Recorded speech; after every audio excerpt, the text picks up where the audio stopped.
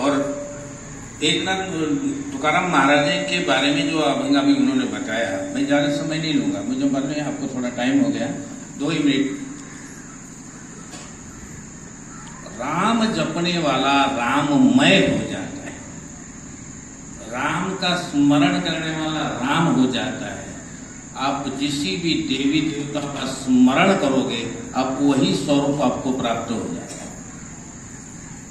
लंका के रण मैदान में युद्ध चल रहा था और युद्ध में बार बार लक्ष्मण जी राम जी को कहते हैं कि रावण को बाण मारो। राम जी धनुष्य पर बाण लेते हैं लेकिन मारते नहीं। लक्ष्मण बार बार पूछते हैं कि ये आप क्यों नहीं मार रहे हैं, रावण को बाण मारो।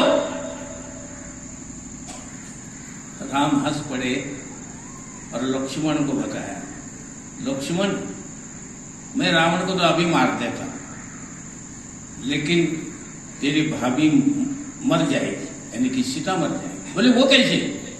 सीता अशोक वाटिका में है, राम रण मैदान है, रावण मारो। अरे बोले वो अशोक वाटिका में है, लेकिन रावण जो है सीता का चिंतन कर रहा है।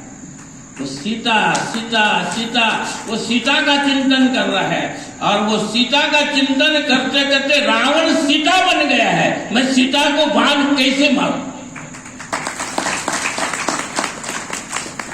आप जिसका चिंतन करेंगे आप वही बन जाओगे। आप विठ्ठल का चिंतन करेंगे आप विठ्ठल बन जाएंगे, राम का चिंतन करेंगे राम बन जाएंगे, सीता का चिंतन करेंगे सीता बन जाएंगे। तुकाराम महाराज कहते हैं कि आप राम का चिंतन करें, राममय हो जाओ। राममय का मतलब क्या है? जिलेबी बेसन की बनती है, लेकिन जब वो मीठा क्या बोलते पाक होता है, वो मीठा साखरेचं काय असतं ते पाक, त्या पाकामध्ये ती टाकली, मराठी त्या पाकामध्ये ती जिलेबी टाकली तर ती जिलेबी एकदम तिच्या हर अंगाला मिठाच मिठा मिठा मिठा होतं, सगळं मिठा। ऐसे राम जपते जपते जो उलटा नाम जपत जग जाना, वाल्मीकि भय ब्रह्म समान। राम का चिंतन करने वाला राममय हो जाता है। लेकिन इसमें भी तुलसीदास जी ने रामचरितमानस में कहा कि बिनु सत्संग विवेक न होई, राम कृपा बिनु सुलभ न सही। भगवान की कृपा के बिना भी भगवान बनना, भगवान को जानना बहुत मुश्किल है।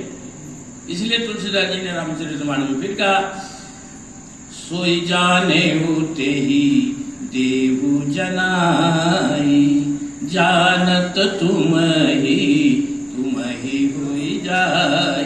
भगवान अपना परिचय स्वयं अगर किसी को देता है तो स्वयं ही राम बन जाता है, स्वयं राम बन जाता है। आज महाराज जी ने इतना सुंदर कीर्तन करा, ना मुझे भूख लगी ना प्यास लगी, इतना आनंद आया। मेरे को 39 साल हो गए यहाँ पर आए। महाराज जी आनंदी जाते थे, आते थे इधर, ये ओटा ज्यादा ऊंचा होता था, नीचे वालू होती थी, ठीक है। महाराज जी बैठते थे सामने, मैं राम की कथा करता था, मैं देखता था महाराज जी। लेकिन इनके हृदय में, इनके अपने कुल की, अपने खानदान की, अपने माता पिता की कुछ ऐसी परंपरा इनके हृदय अंतकरण में जब ऐसी आई तो कभी ना कभी तो कमल में से भी, कीचड़ में से भी कमल खिल जाता है।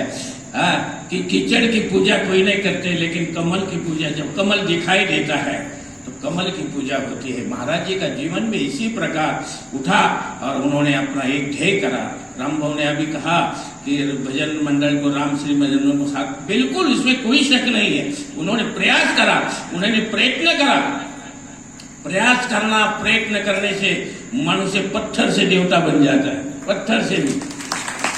महाराज जी ने प्रयास किया है, प्रयत्न किया है, साधन किया है, साधना की है, अध्ययन किया है और पूरे अपने प्रयास में अच्छी तरह से चल रहे हैं। मुझे बहुत अच्छा लगा कि इतनी खुशी होगी ये प्रवचन सुनने, कथा कीर्तन सुनने के बाद मन प्रसन्न हुआ। और आप लोगों को भी मैं यही कहूंगा कि ऐसे ही आप लोग हर वक्त अपने गांव में कोई ना कोई कार्यक्रम रखते जाओ, थोड़ा थोड़ा, क्योंकि उसमें थोड़े सब लोग आएंगे, थोड़ा भजन कीर्तन रखते जाओ, करते जाओ, यही जीवन है। और दूसरा कोई जीवन नहीं है, यही जीवन है। एक भक्त ने भजन गाया था, ये राम रस है। अभी महाराज जी ने कहा ये रस पियो, ये रस पियाला पाहिजे, रस पीने से ही। लेकिन किसी ने गाया, मेरे को आता नहीं गाने, पियो पियो रे पीने वालो तुम राम पिया करो, पियो पियो रे पीने वालो तुम राम रस पिया करो, जियो जियो रे जीने वालो तुम हरि के सहारे जिया करो, जियो जियो रे जीने वालो तुम हरि के सहारे। राम रस पियो और भगवान दुनिया में है, भगवान के सहारे जियो, यही मनुष्य को चाहिए। मानव का कल्याण, मानव जीवन का कल्याण करना है। महाराज जी ने अभी कहा, प्रथम भक्ति कर संतन संगा, दूसरी रति मम कथा प्रसंगा। पहला संतों का संग करो और संत का संग करने के बाद आपको कथा अपने आप मिलेगी, कीर्तन अपने आप मिलेगा, जीवन अपने आप सुधर जाएगा। बोलिए हनुमान जी महाराज।